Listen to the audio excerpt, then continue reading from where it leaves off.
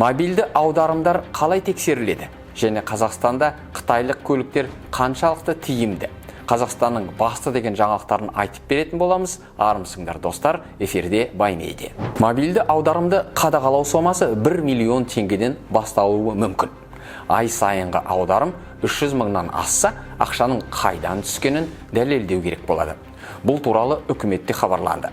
Бұған дейін депутат Перуашев айына 1 миллион теңгеден асқан мобильді аударым қабылданғанда ғана мониторинг жүргізілу тиіс деп ұсынған. Оның пайымдауынша бізде жалпы сомасы 255 мың теңгеден асатын ең ұсақ төлемдердің өзі мониторингке айналайын деп тұр.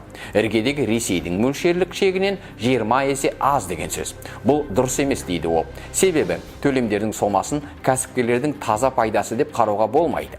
Іс жүзінде шағын бизнестің таза пайдасы 15-20%-дан аспайды дейді депутат. Мобильді аударымдар үшін 1 миллион теңге шегі қаржы министрлігінде түсіндірілді. Бұл қатарынан 3 күнтізбелік айдағы аударымдардың жиынтық сомасы. Бастаманың мақсаты жасырын кірістерді көлеңкеден шығару және адал кәсіпкерлерді қорғау дейді шенеуніктер. Қазір банктер 3 ай бойы әртүрлі адамнан 100-ден аса аударым алған қазақстандықтар туралы салық органдарына ақпарат беруі қажет. Тағы бір маңызды шарт, ақша түскен шот кәсіпкерлік қызметке айналмауы тиіс. Бұл көрсеткішті мемлекеттік кірістер комитеті өкілдік деректер кезінде қалыптастырды. Әріптестеріміз бұл қауіпсіз деңгей деп санайды. Шешім экономикалық саясат кеңесінде алдын ала мақұлданды. Мәселе басталды, бірақ шешім әлі талқылануда. Кәсіпкерлер бұл ұсыныс жүзеге асса, қарапайым халық пен шағын бизнес өкілдеріне ауыр соққы болатынын айтып отыр. Олардың пайымдауынша бұл тексерістерден өзін-өзі жұмыспен қамтып отырғандар, базардағы тігіншілер, көшеде бақша өнімдері мен ұсақ-түйек заттарды сататын қарапайым адамдар зардап шегуі мүмкін. Оның сыртында кейбір адамдарды ай сайын 300 мың теңге аударып, туыстары асырап отыру мүмкін. Сондай жағдайда қарапайым азаматтар не істеу керек? Олар да тексеріле ме деп сұрады журналистер.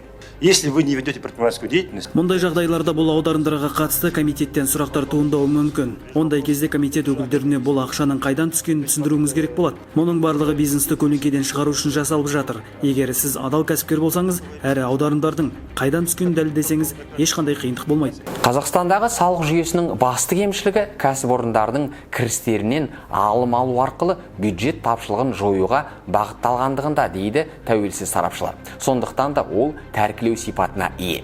Осы ретте кәсіпорындар жоғары салық салуды болдырмау үшін минималды пайда алуға мүдделі, немесе мәжбүр дейді тәуелсіз экономистер. Салық тетігі бағаның өсуіне қарай салық төлемдері де арта түсетіндей етіп құрылған.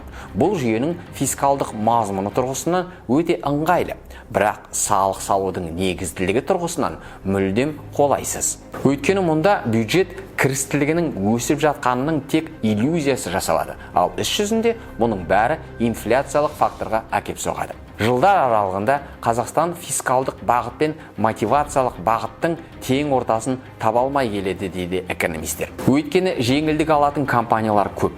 Олар бюджетке салықты аз төлейді, ал ауыр салықтар қарапайым халыққа келіп тиеді. Соңғы жылдары Қазақстанның автомобиль нарығында Қытай автомашиналары брендтерінің саны артып келері сөзсіз. Бұған негізінен Ресей автомобиль зауыттарында шығарылған еуропалық және жапон брендінің жабдықтарын жеткізу тоқтатылғанымен байланысты дейді сарапшылар.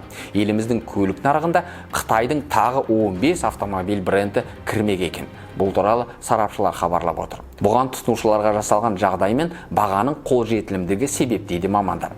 Ең қолжетімді модель 8,5 миллион теңгеден басталса, қымбаты 29,9 миллион теңгеге жетеді. Енді Алматыда қытайлық автомобильдер жинала бастамақ. В этом году планируется у нас запуск 2. Биыл 2 зауытты іске қосу жоспарлануда. Атап айтқанда, біреу қытайлық Чаңян, Черри және Хавал брендінің автомобиль шығаратын зауыты. Зауыт жақын арада іске қосылуда. Зауыттың өндірістік қуаты 100 мыңнан аса автокөлік құрайды. Сол жерде қытайлықтар брендтерінің автокөліктері шығарылады. Компоненттердің локализациясы да қарастырылған. Басты мәселе осы, себебі бұған дейін қазақстандық машина жасайтын зауыттар көлікті шет елден сатып алып, шекарада дөңгелегін алып тастап отырған дейді сыншылар. Ондағы мақсат Қазақстанға кедендік баж салығын төлемеу, яғни ақша үнемдеу. Ол аз болғандай, бұл кәсіпкерлер біз отандық өнім жасадық деп мемлекеттен тағы қаражат сұрайды.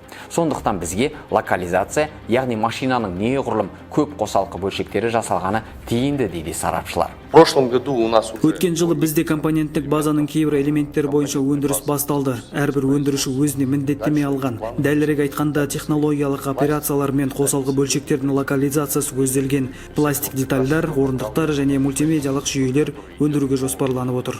Жалпы шикізат сатқаннан гөрі елге дайын өнім сатқан тиімді дейді экономистер. Сонда мемлекетке көбірек салық түседі. Елде жұмыс орындары ашылады. Бұл халыққа да елге де пайдалы. Бірақ бұл үрдіс Қазақстанда тым баяу жүргізіліп келеді дейді сарапшылар. Осымен бүгінгі жаңалықтарымыз тәмам. Біздің арнамызға жазылуды ұмытпаңыздар, лайк басып, комментарий қалдырыңыздар. Сау болыңыздар.